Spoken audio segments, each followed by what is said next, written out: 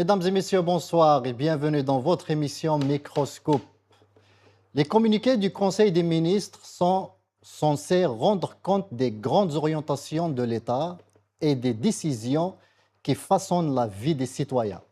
Pourtant, leur lecture donne souvent l'impression d'assister à un exercice d'autosatisfaction où la célébration des réalisations l'emporte sur l'analyse des difficultés du pays. Le dernier communiqué en est une illustration frappante. Deux annonces ont particulièrement retenu l'attention.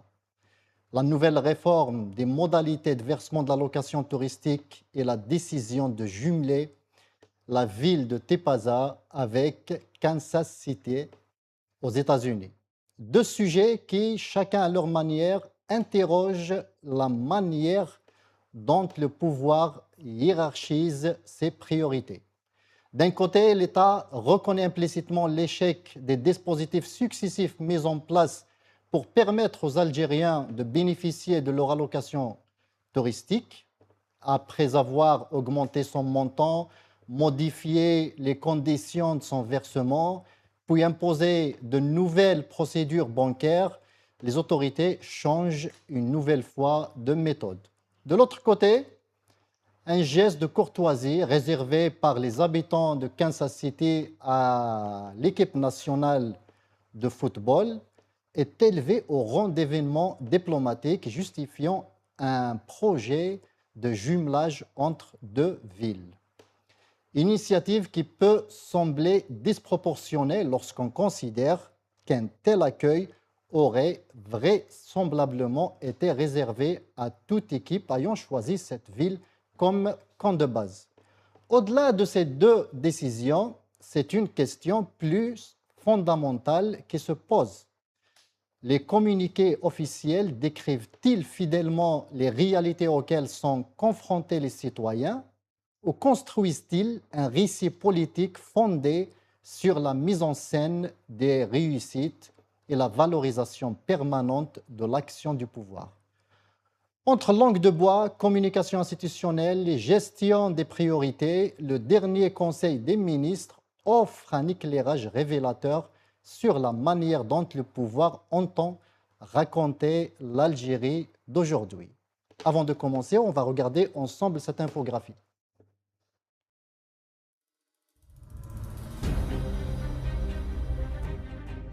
Les réunions du Conseil des ministres sont devenues une tribune d'autocélébration.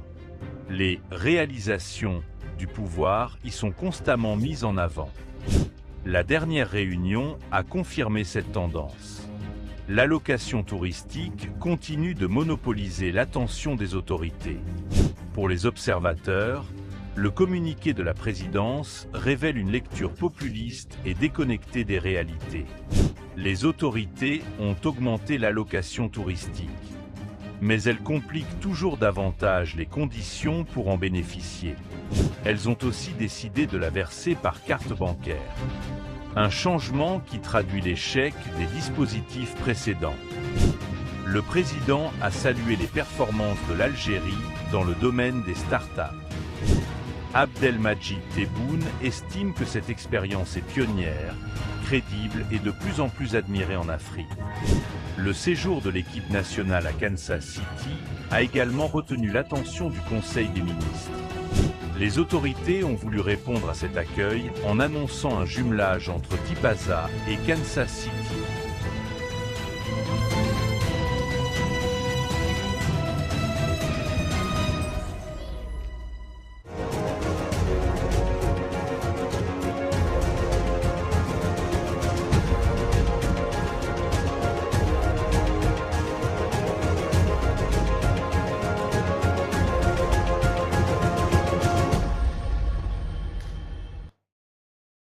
Conseil des ministres contre la communication remplace l'action et le titre de notre émission de ce soir. Pour en parler, j'ai le plaisir d'être accompagné ici sur le plateau par le militant Azdine Toumé. Azdine, bonsoir et merci d'avoir accepté notre invitation. Bonsoir Adel, bonsoir à tous les téléspectateurs. Merci pour votre invitation. Et qui de mieux qu'un économiste pour parler de l'argent Lies Djbeili, bonsoir et merci d'être des nôtres ce soir. Merci pour l'invitation, cher Adel. Je salue au passage notre ami militant Azdin Toumi et puis toute l'équipe de Maralebia qui assure la couverture de votre émission. Merci, Merci, Lies. Azdin, désormais, il est exigé aux Algériens d'avoir une carte Visa ou une carte Mastercard pour pouvoir bénéficier des 750 € d'allocation touristique. Qu'est-ce que vous inspire ce communiqué du Conseil des ministres qui introduit ou qui durcit davantage les conditions d'attribution de l'allocation touristique et qui parle aussi du jumelage de deux villes, Tepaza et Kansas City? D'abord, je salue l'IS chaleureusement. Après, d'abord, parlons de cette allocation touristique. Quelles étaient les motivations du chef de l'État pour instaurer, pour augmenter l'allocation qui était autour de 100 € à peu près, donc pour arriver à 750 €. Il a fait de cette décision, donc avec une couverture médiatique extraordinaire, tout le monde en parlait, etc. Il a fait de ça comme une décision phare pour justement permettre aux Algériens modeste, toujours ils utilisent le mot modeste, donc pour permettre aux Algériens aux revenus modestes d'aller prendre des vacances à l'étranger. Donc aujourd'hui, d'abord en fin d'année passée, ils ont commencé à compliquer un petit peu l'accès à cette allocation. Donc quand ils ont vu le montant important qui a été alloué à cette allocation. Et puis cette année, donc ils ont carrément rendu très difficile l'accès à cette allocation pour diminuer le nombre de citoyens qui peuvent en bénéficier. C'est un aveu d'échec de cette décision qui était à la base purement populiste et qui au final, après une année, parce que ça a été instauré je pense en juillet 2025, donc après une année, donc cette décision populiste, elle s'est confrontée à la réalité financière et à nos réelles capacités financières de faire face à ce genre de décision. D'autant plus qu'ils ne donnent pas les chiffres, on ne sait pas combien en une année ça a coûté à la Banque d'Algérie. Mais est-ce qu'une allocation touristique de 750 € peut mettre en difficulté financière un pays comme l'Algérie? Ah oui. Oui, si vous prenez 750 000, si on estime 750 €. 750 €, si on estime que les Algériens qui ont eu accès autour de 1 million, 1,5 million, on ne sait pas, peut-être 1,5 million qui sont partis. On a vu l'année passée des files interminables aux frontières algéro-tunisiennes, que ce soit à l'aller ou au retour. Il y avait des bus par train, par bus, par voiture, par avion. Les gens, donc ils ont profité de cette allocation. Donc s'il y a 1,5 million, ça peut aller vite vers 1 milliard de dollars ou ça peut dépasser les 1 milliard de dollars. C'est de l'argent. Quand on sait que nos réserves de change ont connu une érosion très importante, du rapport du FMI, le dernier rapport du FMI avait signalé que les réserves de change de notre pays sont en train de diminuer fortement, donc notamment depuis 2024, 2025 et 2026. Le dernier chiffre qui a été communiqué, d'ailleurs, à ma connaissance, si je ne me trompe pas, l'IS va me corriger, je pense que ça a été le chef de l'État, Abdelmadjid Tebboune, c'était fin 2024, où il avait donné un chiffre de 70 milliards de dollars. Après, on avait entendu parler d'un chiffre de 67 milliards, puis soudainement, il y avait un chiffre qui avait circulé autour de 49 milliards de dollars. Donc, il n'y a aucune transparence dans la gestion. Le pouvoir ne donne pas les chiffres dans notre réserve, d'autant plus que dans la réserve, sous le contrôle de l'IS, qui est économiste aussi, c'est la réserve de change. Généralement, soit on a la devise en elle-même, soit on ajoute les stocks d'or. L'Algérie possède 173,56 tonnes d'or, qui vaut de l'argent, des milliards de dollars, selon le prix de l'or. Ça nous est arrivé quand l'or était autour de 5400 l'once. que notre réserve d'or valait plus de 30 milliards de dollars. Aujourd'hui, elle vaut à peu près dans les 22 milliards ou 23 milliards de dollars. Mais en tout cas, notre réserve de change a fortement diminué. Et quand on voit dans la gestion des affaires de l'État, dans la gestion des ressources de nos devises, moi, je reste quand même perplexe quand on a un pouvoir qui rend, qui rend difficile l'accès à cette allocation, qui va du bien-être du citoyen algérien, des familles algériennes, de se permettre d'aller à l'étranger. De l'autre côté, on a des scandales, donc des moutons qui ont coûté 900 € de transport par avion. Donc il y a un problème de gestion. Maintenant, il demande à ce que cette allocation soit versée à ceux qui possèdent d'abord un compte bancaire en devise, puis une carte Visa. La carte Visa, elle a des frais. Minimum, c'est 5 000 dinars par an, peut-être 6 000 C'est dinars. 6 000 dinars par an. 5 000 dinars, 6 000 dinars. Il faut détenir un compte en devise. Oui. Il faut d'abord détenir un compte en banque en Algérie, puis détenir un compte en devise et on paye les frais de 6 000 dinars 6 000 algériens dinars par an. Par an, il faut alimenter le compte, il y a un minimum qu'il faut garder. Tout à fait. Il faut, à chaque fois que vous faites une transaction à l'étranger, donc vous avez des prélèvements sur votre compte. Donc vous imaginez un retraité ou celui qui touche le SMIC en Algérie avec ses 24 000 dinars, comment il pourra se permettre d'ouvrir un compte et de supporter tous ces frais pour se permettre d'avoir cette allocation. Donc aujourd'hui, il y a la majorité des Algériens, il faut le dire, honnêtement, la majorité des Algériens sont exclus aujourd'hui de bénéfice de cette allocation. Et l'objectif du pouvoir, c'est limiter les dépenses en devises. Pourquoi? Parce que l'Algérie aujourd'hui, du rapport aussi du FMI, qui avait fait rappeler à l'Algérie qu'il faut diversifier notre économie. 2025, on a exporté hors hydrocarbures moins de 5 milliards de dollars. Donc vous voyez, donc moins de 5 milliards de dollars, vous avez l'allocation, donc ça chiffre vite, 1 milliard par là, importer les moutons, faire tout cela. Et ce programme avec la concessité, ça va faire quoi? Donc ramener des Algériens, des Américains dans les plages à Tipaza, ça va être encore dépenser de l'argent pour... moi, je ne connais pas les chiffres de la communauté algérienne à Kansas City. On a vu beaucoup de monde là-bas, mais ils sont venus pour l'équipe nationale. C'était pour l'équipe nationale à l'occasion de la Coupe du Monde. Oui, sinon, il n'y a pas une grande communauté algérienne. Mais le pouvoir, depuis le Hirak, depuis les grandes manifestations qui ont été réalisées par la diaspora dans toutes les capitales, dans la majorité des capitales du monde, aux États-Unis, en Europe et ailleurs. Donc, depuis 2019, le pouvoir cherche par tous les moyens de récupérer soi-disant la diaspora. Et tout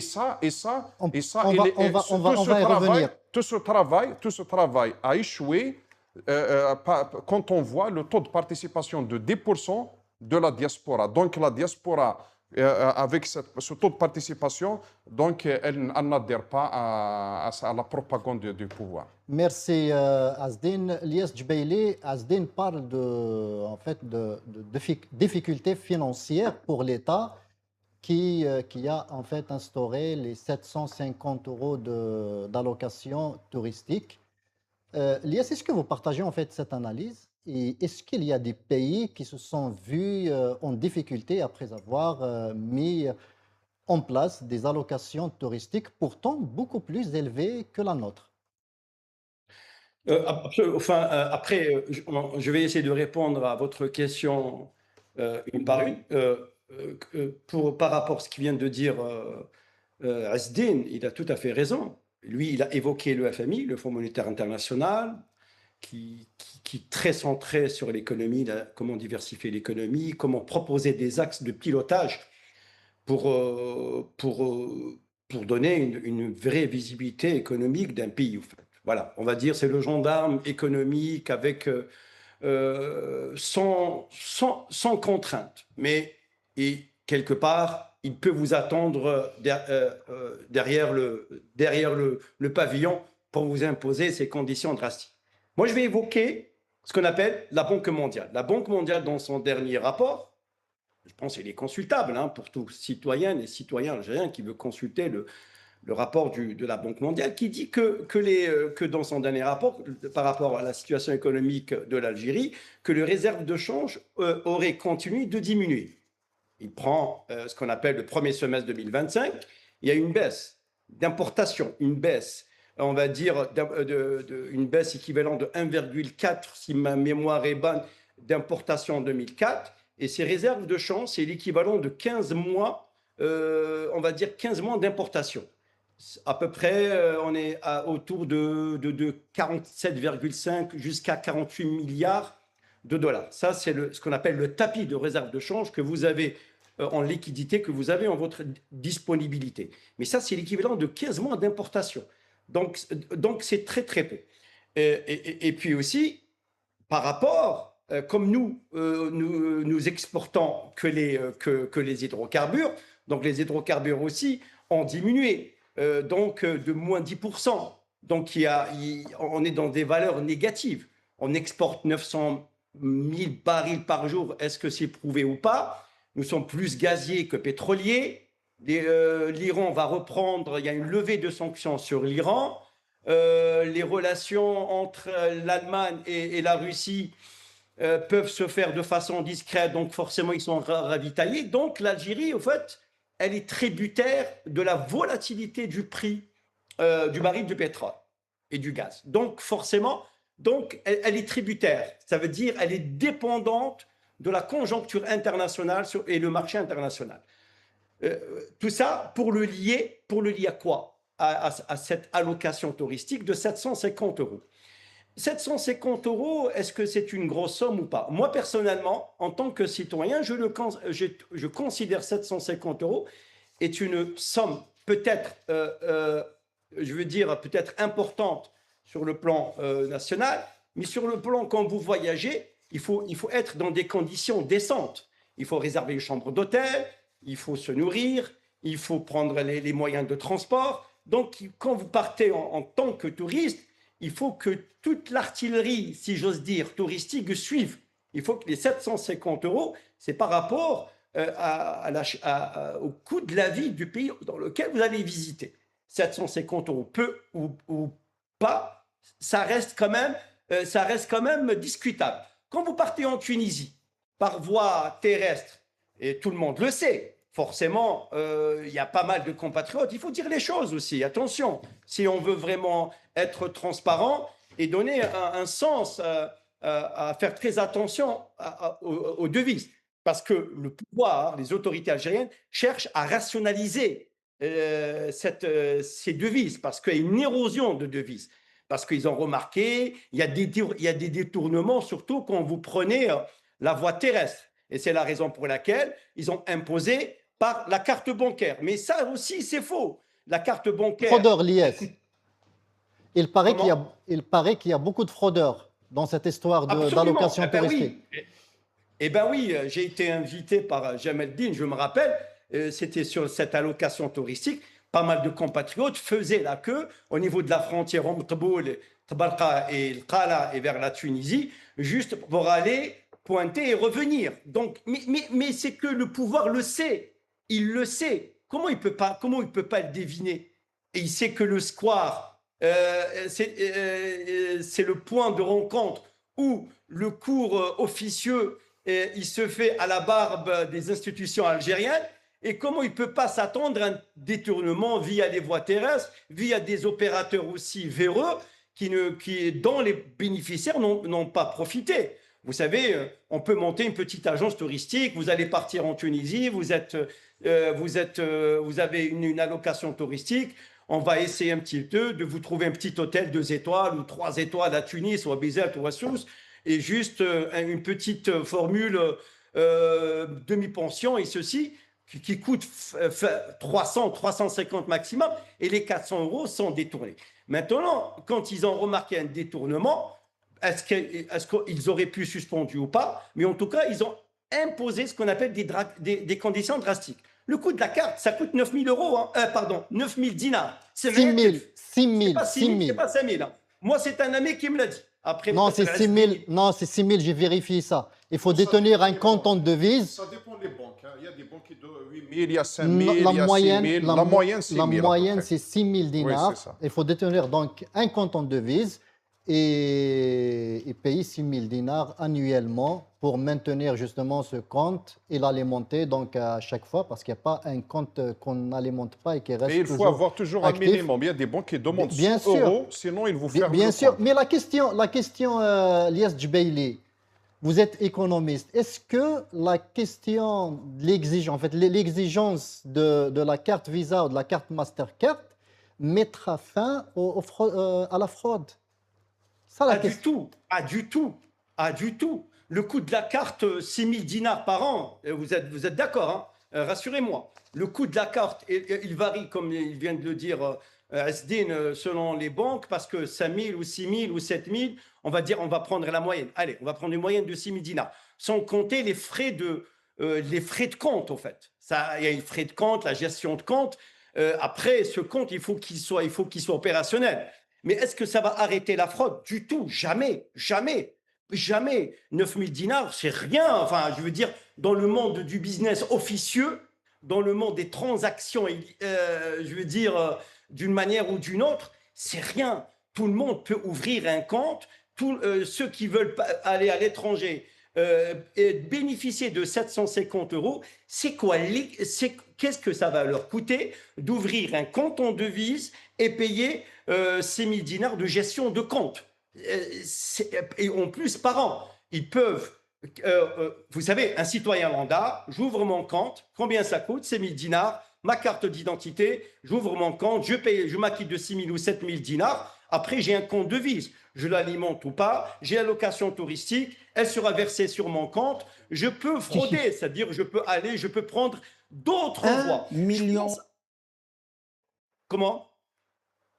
Allez, Elias. Je pense, à mon avis, la meilleure solution, moi, attention, il faut dire qu'une allocation touristique, c'est un moyen d'épanouissement, Tani, aussi. C'est comme ça, moi, avant d'évoquer le côté financier et le côté argent, c'est un moyen d'émancipation, c'est un moyen d'ouverture, c'est un moyen pour le citoyen algérien de respirer, de sortir du territoire national, de côtoyer d'autres personnes, de voir d'autres cultures, je veux dire, de faire un break, je veux dire, de respirer. Vous savez, le voyage, ça forme la jeunesse, le voyage, ça ouvre l'esprit.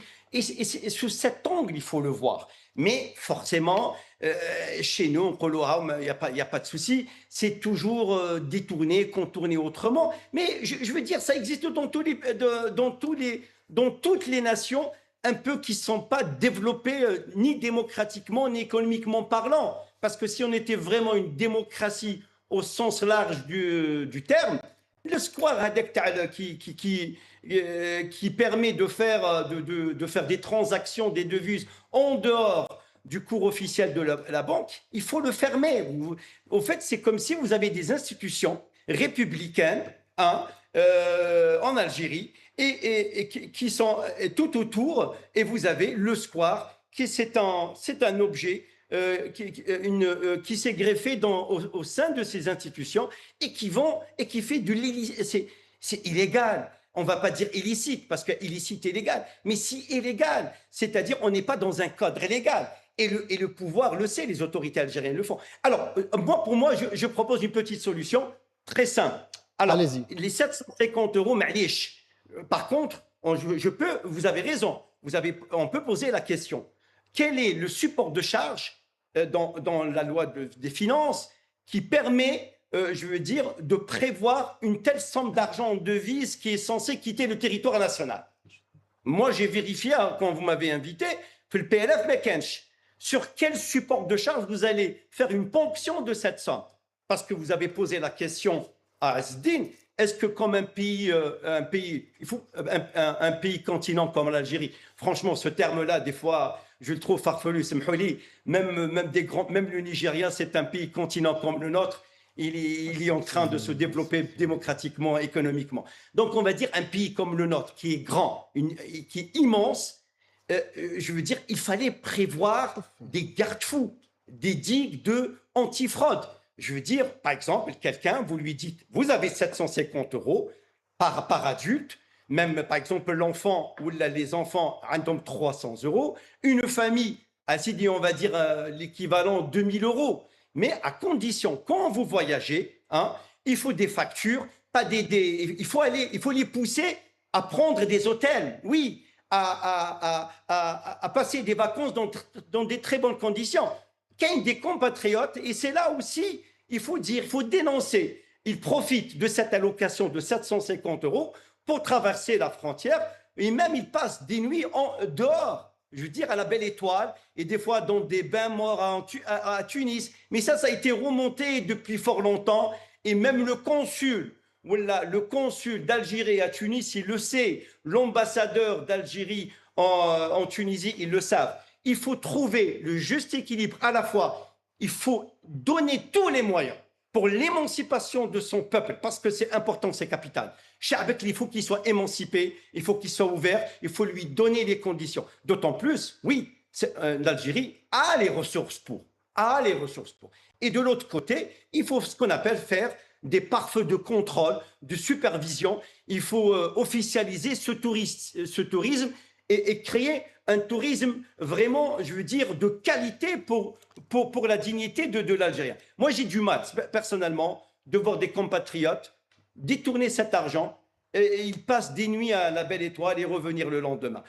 On a le littoral, on a la montagne, on a 1200 km de côte, on a des grandes montagnes en Algérie, on a le désert, on a le Sahara. Déjà, commençons d'abord par développer. Mais il y a un autre problème. Quand vous donnez une allocation, quand vous partez en Tunisie, où là, vous choisissez 2 destinations.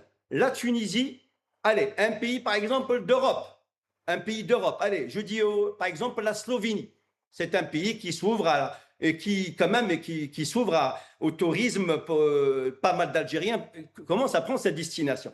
Est-ce que l'allocation est la même en Tunisie qu'en Slovénie? C'est pas pareil. La Slovénie, c'est 2 fois et demi, beaucoup plus cher que la Tunisie. Donc l'allocation est à 750 €, elle est beaucoup plus importante. Elle est importante, elle est vitale pour la Slovénie que pour la Tunisie. La Tunisie, je veux dire, il fallait réfléchir comme ça. À la fois, vous rationalisez vos devises.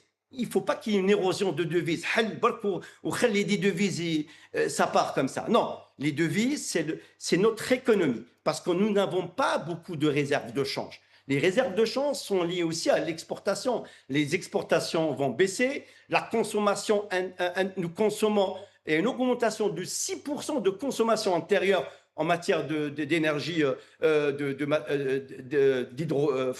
matière d'énergie. Hein. Forcément, ça veut dire que tout ce que nous produisons, tout ce que nous sommes capables d'extraire du sous-sol algérien, nous allons exporter que 50%. Et les 50% restants vont s'acheminer vers la consommation intérieure. Merci, merci Lies. Restez avec nous. On va revenir à Azdine Toumi, cette allocation touristique, après avoir augmenté son montant, durcir de plus en plus les conditions de son versement et imposer aujourd'hui de nouvelles procédures bancaires. Est-ce que justement cette succession de réformes ne traduit pas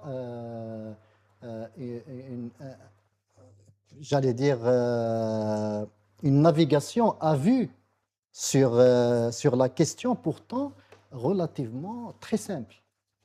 C'est-à-dire que ça n'aurait pas dû faire autant de bruit, un conseil des ministres. J'ai regardé hier les télévisions algériennes, tout le monde en parle. C'est simple. Vous avez en Algérie 2 choses très importantes. Vous avez un pouvoir qui gère le pays dans une espèce de populisme à tous les niveaux. Donc, tous les responsables ont adopté des politiques populistes, depuis les walis, les ministres, jusqu'au chef d'État et les autres. Donc, on a De l'autre côté, Parce vous que c'est avez sérieux, une ça. C'est pas économie, sérieux. vous avez le secteur économique et le secteur financier qui sont des secteurs qui doivent être soumis à des règles scientifiques. On ne peut pas prendre des décisions économiques, des décisions financières sur une base de politique populiste. Donc le problème, il est là. Toutes les décisions qui ont été prises, qui ont été des décisions populistes, se sont retrouvées confrontées à une réalité donc difficile qui sont en décalage avec la réalité de notre économie et de notre système financier. Je prends un autre exemple, c'est celui de ce fameux train de Tamar Rasset qui, au final, coûterait à notre pays 20 milliards de dollars, c'est le chiffre qui a été donné par le chef de l'État, donc dans une conjoncture actuelle. Donc, est-ce que l'Algérie, donc comment on va financer ce train? Quelles sont les retombées économiques de demain, dans combien de temps, etc. Moi, je voulais revenir sur un chiffre qui a été donné par l'IS quand il a parlé des 900 000 barils de pétrole jour. Je pense qu'il voulait dire donc une production de 900 000 parce que nous, on n'exporte pas 900 000 barils jour. C'est vrai, maintenant, la production a été augmentée. On touche les 1 million maintenant, je pense. Mais en tout cas, on exporte la moitié à peu près, donc autour de 500 000. Quant au gaz naturel avec le gaz liquéfié, donc on est autour de 56 milliards de mètres cubes. Donc des exportations qui ont diminué parce qu'il y a un problème. C'est là. D'ailleurs, je ne suis pas d'accord avec l'IS qui dit il faut gérer les devises, il faut essayer. Moi, je ne suis pas dans cette démarche. Je ne suis pas un économiste, bien sûr. Lui, il est mieux placé. Mais en tout cas, moi, je pense que il faut d'abord éliminer le marché parallèle. Parce que le marché parallèle, c'est lui qui favorise la fraude. Un Algérien, donc d'abord l'Algérien qui bénéficie, donc ça ouvre la porte à la fraude parce qu'il y a ce marché parallèle. Tout à fait, tout à fait. En fait, ce n'est pas sérieux de parler de la fraude de 750 € alors que nous sommes dans un pays qui a un marché parallèle de devises en plein cœur de la capitale. Deuxièmement, c'est très important. Pourquoi la diaspora ne fait pas le change à la banque? Pourquoi la diaspora? Parce qu'il y a toujours ce marché parallèle. Donc, un Algérien, un immigré, quand il part en Algérie, il a une somme d'argent. Pourquoi il la vend sur le marché parallèle? Parce que ça rapporte plus. Donc il faut avoir des bureaux de change comme tous les autres pays, en Tunisie et ailleurs.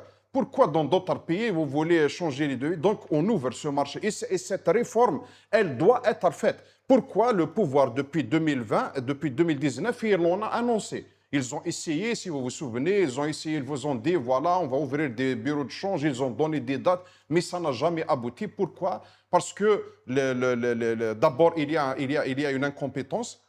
Donc, il n'y a pas de cohérence entre le discours et ce qui est annoncé par les responsables et la réalité. Donc, il y a ce problème. Et puis, il y a un échec. C'est un pouvoir qui n'arrête pas d'échouer à tous les niveaux. Donc aujourd'hui, au lieu d'aller contrôler les dépenses, il faut augmenter les recettes. Il faut diversifier les recettes. Je le dis, nos ressources en devises, elles sont limitées. Aujourd'hui, nos ressources en devises, elles se limitent à deux choses. D'abord, les hydrocarbures. En attendant, donc le minerai, on ne sait pas, le phosphate, etc. On n'est pas encore là. Ni le minerai de Garage Billet, ce n'est pas encore abouti. Donc, on a les hydrocarbures, on a le gaz, on a le pétrole. Et puis, on a hors hydrocarbures, on a moins de 5 milliards de dollars. Donc, voilà nos recettes en devises. Aujourd'hui, si vous remarquez, donc l'érosion de ce matelas, donc de cette réserve de change.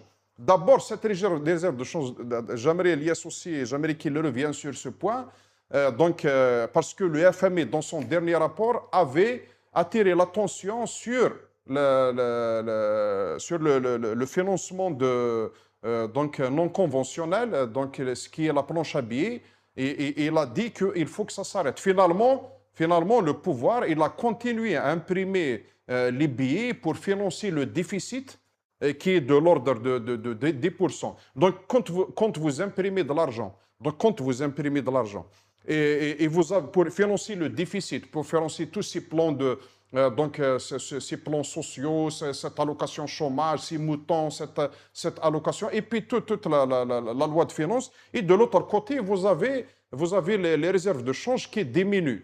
Et ce déséquilibre pourra mener à une dévaluation. Et ça s'est passé en Algérie aussi dans les années 90. On a eu cette expérience où il y a eu une forte dévaluation du dinar qui pourra se répercuter d'une manière catastrophique sur le pouvoir d'achat, parce que si on dévalue le dinar d'une manière significative, tout va être augmenté. Donc aujourd'hui, on est face à ce risque. Donc impression de billets. De l'autre côté, vous avez les réserves de change qui diminuent en devises. Donc aujourd'hui, il faut avoir une vraie politique d'exportation hors hydrocarbures, et pas avec cette équipe qui a échoué depuis 2019. Il répète la même chose. Est-ce que vous savez que depuis le début de l'année, tout ce qui concerne la revente en état, donc en Algérie, tous les produits qu'on appelle la revente en état, donc tous les produits qui ont importés et revendus en tant que tels, donc ils ne rentrent pas dans un processus de transformation. Il n'y a pas eu d'importation sur la plateforme du ministère du Commerce extérieur. Il n'y avait aucune autorisation qui a été délivrée. Donc il y a, regardez par exemple les pneus. Pourquoi ils ne donnent pas l'autorisation aux privés d'importer? Parce qu'ils veulent tout contrôler. Donc au détriment d'avoir des pénuries, mais en tout cas, le pouvoir, il sait très bien que ce matelas financier, qui est cette réserve de change, c'est la garantie de leur survie. C'est la garantie de leur continuité au pouvoir. Eux,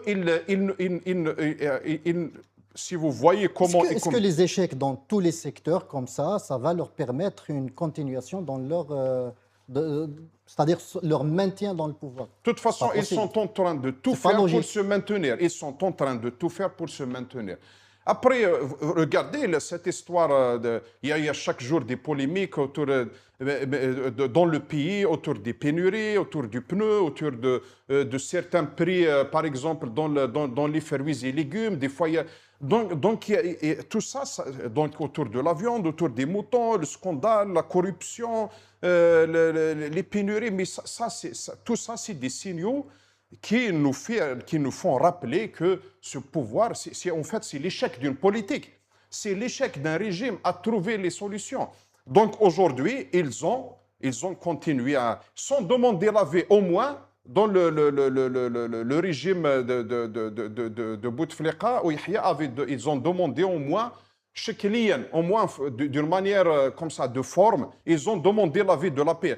Le régime actuel, il n'a même pas demandé l'avis de l'APN. Donc ils ont continué à imprimer, et après ils viennent, ils vous disent, voilà, il faut venir, on va élire une assemblée. Mais cette assemblée qui ne joue pas son rôle, le pouvoir lui-même ne donne pas, c'est lui-même qui discrédite ces institutions. Donc c'est pour ça que les citoyens ne votent pas, c'est pour ça que la population n'adhère pas. Se désintéresse. Oui, se désintéresse, parce que c'est le pouvoir lui-même qui discrédite ces institutions. Comment vous pouvez mettre en danger les finances publiques et l'avenir de tout un pays sans demander l'avis de cette assemblée? Ne serait-ce que le respect de l'institution. On sait très bien qu'elle n'est pas légitime. On sait très bien que le taux de participation était faible, qu'elle ne représente pas le peuple algérien. Mais il y a cette idée, ne serait-ce que comme ça, donc demander pour la forme.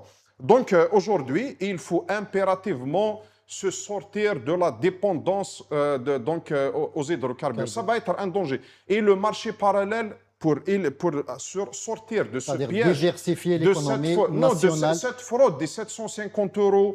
Et puis, vous savez, il faut regarder les chiffres. L'Égypte, le Maroc, la Tunisie, la diaspora, combien ils ramènent.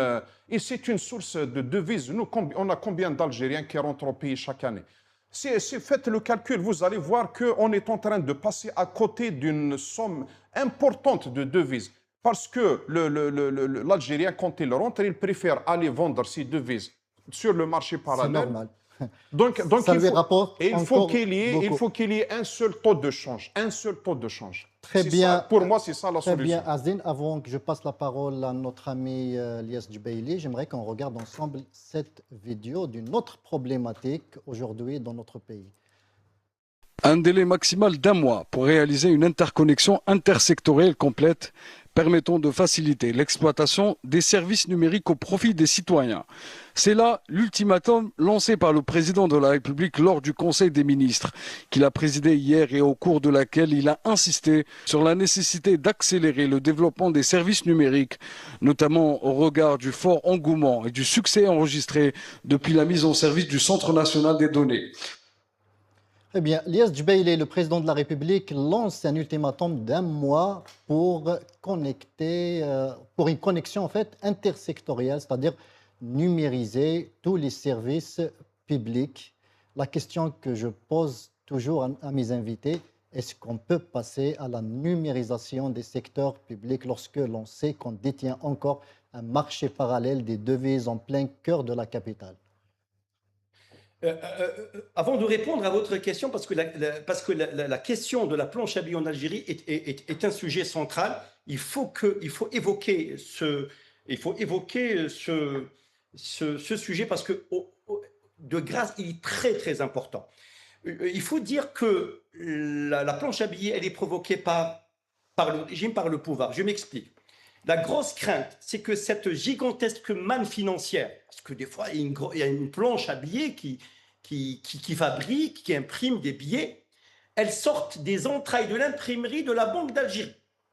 Donc, quand elles sortent des grosses sommes, elle va provoquer quoi? Une inflation. À combien de chiffres? À 2 chiffres. Et cette inflation qui à 2 chiffres, elle, en principe, allez, sur le plan économique, les Américains, les Français ou les Allemands, ils peuvent l'utiliser autrement. En principe, quand vous provoquez de l'inflation en 2 chiffres, au moins, vous savez qu'il y a un gros problème. Vous essayez de le compenser autrement. C'est-à-dire que cette grosse manne financière qui sort des entrailles de l'imprimerie, elle est censée de pallier ou bien d'aider la contrepartie productive. Et comme nous, on n'a pas de production, donc l'inflation des chiffres dans la consommation. Parce que notre pays, comme il n'était pas productif, c'est un pays qui a été toujours bâti sur la consommation. On a toujours voulu relancer l'économie algérienne par la consommation. Mais le consommateur intérieur, il n'a pas assez d'argent. Le SMIC, il est faible. Comment vous voulez faire? Comment vous voulez relancer l'économie par le biais du consommateur? Les Français peuvent le faire. D'autres pays peuvent le faire. Mais nous, on ne peut pas le faire. Parce que SMIC d'AF, les Allemands, ils s'en fichent qu'ils partent par là. Ils peuvent relancer de 2 manières l'économie. Soit par le consommateur, parce que généralement les Européens, c'est des grands consommateurs. Donc l'économie, on peut l'attirer par la forte demande, comme la Chine d'ailleurs. La Chine, c'est parce que 800 millions de Chinois qui sont sortis de la pauvreté, parce que comme par hasard, ils sont devenus des grands consommateurs, à l'image des grands consommateurs japonais et sud-coréens. Mais nous, comment on va relancer l'économie? Le consommateur, je veux dire, le SMIC, il est très faible. La production, aucune productivité en Algérie, on n'a que des exportations, on exporte, on extrait, on exporte. Et c'est ça. Ça, c'est le premier danger. Le deuxième danger, c'est les projets structurants. Projet structurant, ça veut dire quoi? C'est comme le projet de garage billet. Imaginons, le cours de la tonne, $130. Ça va vous générer 3,9 milliards de dollars pour 30 tonnes extraits à l'état brut. Après déduction, vous partagez avec vos partenaires avec qui ils ont travaillé avec vous. Vous savez combien vous allez gagner? Que 950, 990 millions de dollars. Même pas 1 milliard. Au bout de combien de temps? Ça veut dire que la rentabilité des projets structurants, on peut l'atteindre, mais sur le long terme. C'est pour ça que l'économiste, Jalloul Slama, il a parlé qu'on perd, parce qu'il y a une dépréciation qui se fait du fait que le fer Tana, il est atteint du phosphore, donc il faut faire un truc. Troisièmement, il faut éliminer le square. Le square, il faut l'éliminer parce que c'est lui qui va tuer l'économie nationale.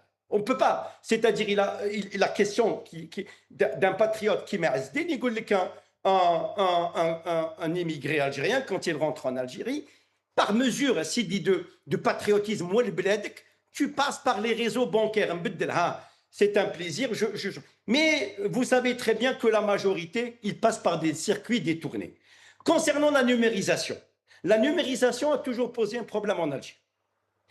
Vous savez, la numérisation, est-ce que le système fiscal en Algérie il est numérisé? Non. Ils ne veulent pas la numérisation. On veut aller vers la numérisation, mais ça ne peut pas passer. Pourquoi? La dernière fois, vous avez vu concernant l'importation des moutons. Il y avait des éleveurs qui étaient lésés, Msakil. Ils se sont posés les questions, nous n'avons pas une autre quote-part pour faire nourrir le bétail. Eh bien, vous savez pourquoi? Et c'est parce que c'est la question de la numérisation. On ne savait, on était incapable d'évaluer le cheptel des ovins en Algérie. Il y avait le premier chiffre qui a été avancé, combien? Vous savez combien? 19 millions.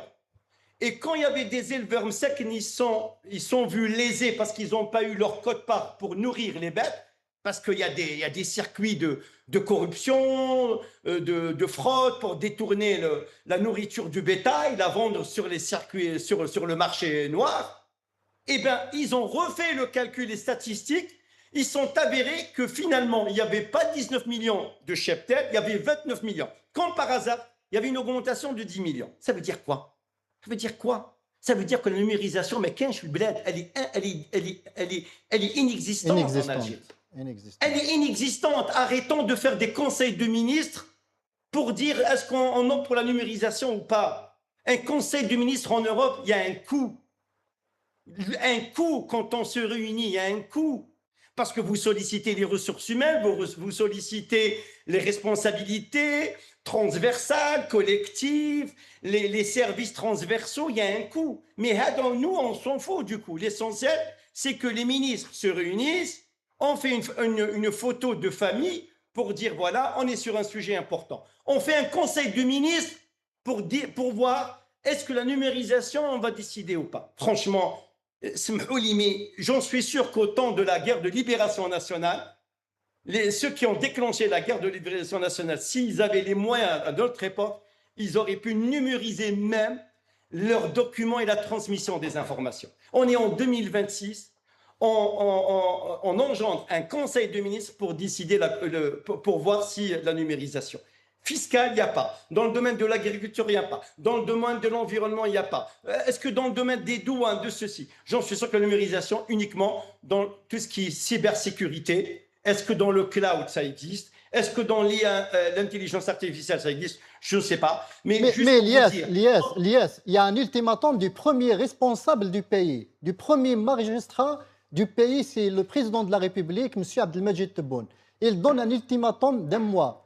Et vous avez l'air pessimiste.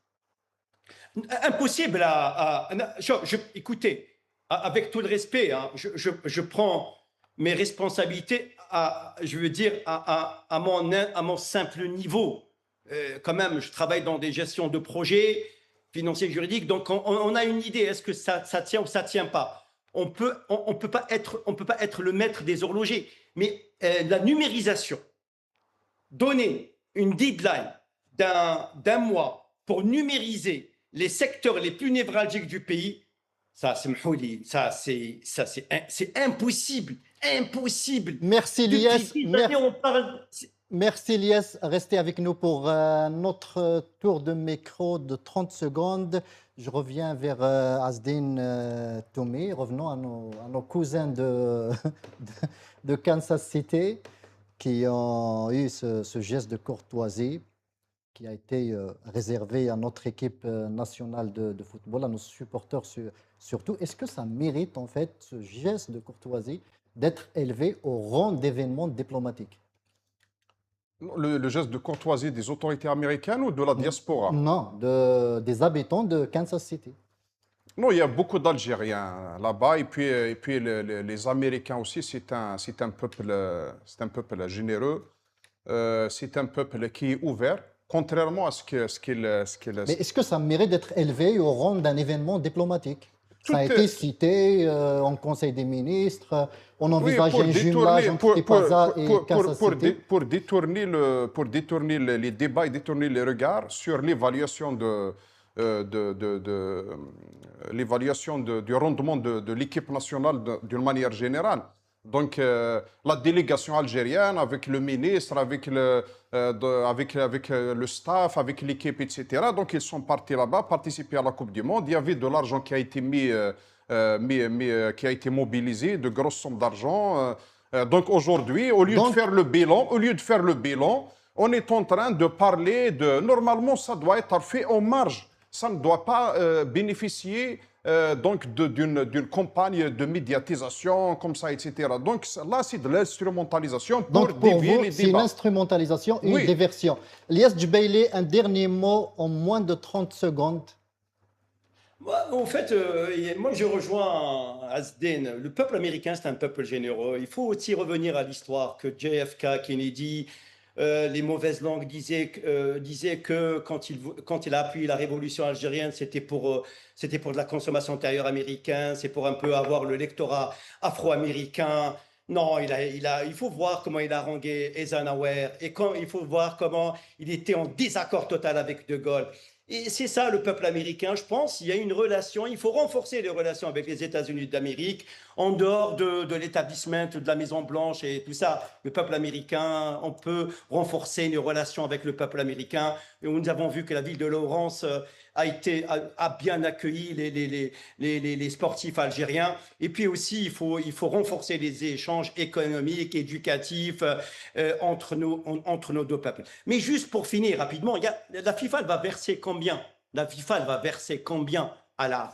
je ne sais pas, elle va verser une somme d'argent. Le fait que l'Algérie a accédé en 32e après, oui, quand elle a été qualifiée au 32e, hein, c'est ça. Et il y a 13 millions de dollars. Elle dit 13 millions de dollars, en principe, il faut l'investir dans les échanges culturels. En dehors des primes des sportifs, je veux dire, cette somme que l'Algérie va recevoir, que la FA va recevoir, elle est censée, elle devait être acheminée pour échanger les échanges avec la ville de Lawrence au Kansas City, avec les Américains, construire ceci, inviter le maire de Lawrence à Alger, à Tipaza, à Tizi, Bjaya, peu importe quelle ville, il faut qu'ils découvrent notre pays. C'est comme ça. Vous savez, en plus, ce Kansas, je pense... Merci Lias. On a débordé un petit peu sur le temps de l'émission.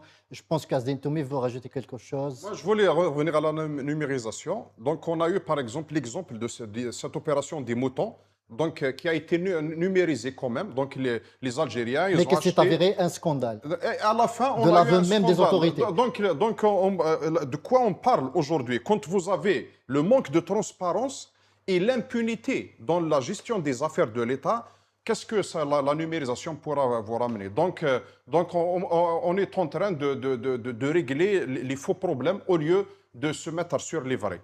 Merci Azden Toumi, merci Lias Djubaili, merci chères téléspectatrices, chers téléspectateurs. Nous arrivons à la fin de cette émission. Merci de nous avoir suivis. Je vous donne rendez-vous demain à la même heure. Merci.